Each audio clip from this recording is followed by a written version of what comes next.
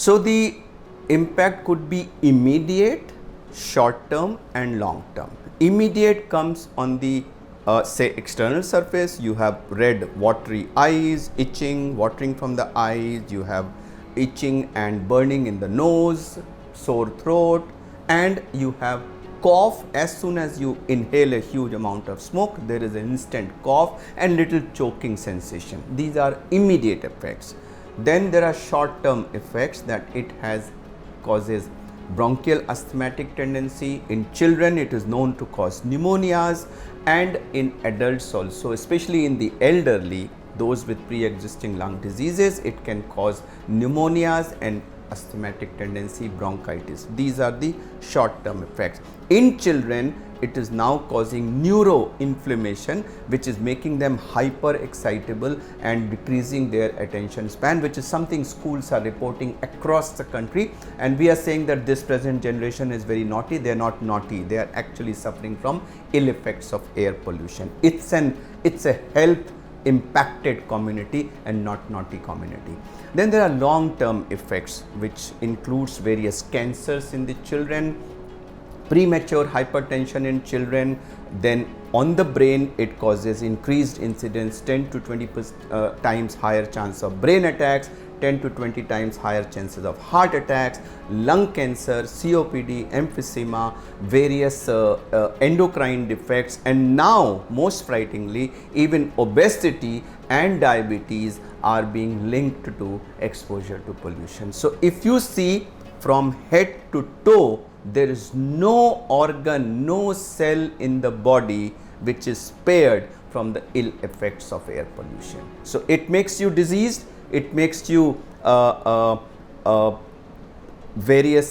decreases your performance, and finally it kills you prematurely. So there are millions of deaths which are now attributed, premature deaths which are attributed to exposure to air pollution. Disease, disability, death, all three are being caused by air pollution.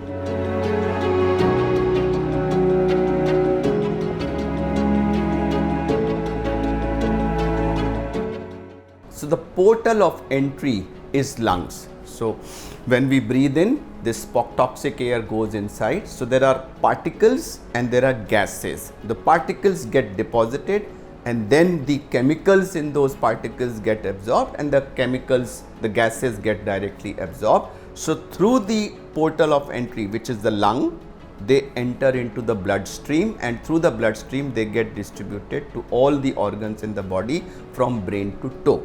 When they go to brain, they cause inflammation, which is swelling in layman's language, of the brain parenchyma as well as the layer meninges which are there. We call it neuroinflammation. And when that happens, that causes hyperexcitability, attention deficit disorders, etc., etc. And when there is a prolonged exposure during early childhood, there are reports from China which suggest that this causes impaired IQ development, and they have said to the tune of 10 to 20% impaired IQ development can occur, impact on the brain. Long term, when it goes for many years, when they become adults, they become susceptible to 10 to 20 times higher chance of brain strokes.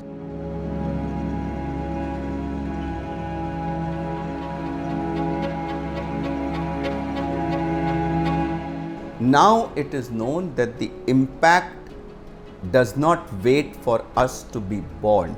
It actually starts hurting and harming us even before we are born. So when a pregnant mother is breathing toxic polluted air, these pollutants get absorbed through her lungs into her blood, and it is that blood which is actually nourishing the baby which is growing in her uterus. So these chemicals go and impact that baby, and depending on what age of gestation, so first 3 months our organs develop. So if you have these chemicals going in the first 3 months, there could be congenital defects, which is already a reported reality in medical literature.